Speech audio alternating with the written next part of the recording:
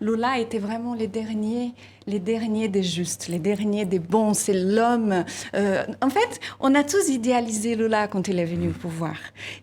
On a suivi son parcours quand il était syndicaliste, métallurgique et ouvrier, et on a cru fortement en lui. Et finalement, son bilan était excellent. Il a quand même réussi à faire. Président des pauvres, on l'a. Oui, 40 millions de personnes sont sorties de la misère, et ça, c'est quelque chose d'inédit au Brésil. Et d'ailleurs, je vous mets au défi de me trouver quelqu'un d'autre qui a fait ça dans d'autres pays. Donc Lula adorait, Lula critiquait, bien entendu, quand il y a eu une autre affaire de scandale qui a éclaboussé un peu la République en 2005, les mensalão. Mais Lula... C'est des pots de vin mensualisés, si on peut dire ça comme ça. Mais Lula toujours respecté. Et Lula,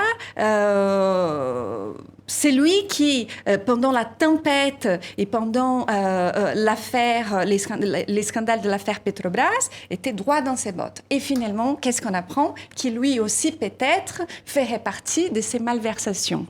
Donc, c'est un mythe qui tombe. On voit une accélération des procédures judiciaires, d'une espèce d'équivalent d'opération Manipulite, comme il y avait eu en Italie il y a une vingtaine d'années contre la mafia.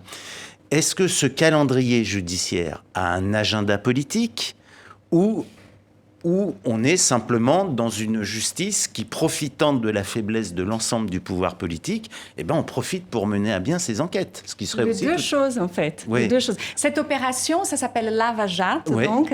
Et, Karcher, c'est ça? Tout à fait. Et en fait, ça s'accélère vachement. Mais pourquoi? Parce qu'en 2017, il y aura déjà une campagne en vue, n'est-ce pas? Et comme... Présidentielle. Tout à fait, présidentielle. C'est 2018, les présidentielles. 2018, mais la campagne, elle commence véritablement avant. Et donc, il y a une vraie envie aussi de faire un nettoyage, bien évidemment. Et aussi, il faut comprendre que même les présidents de la Chambre du commerce est maintenant inculpé.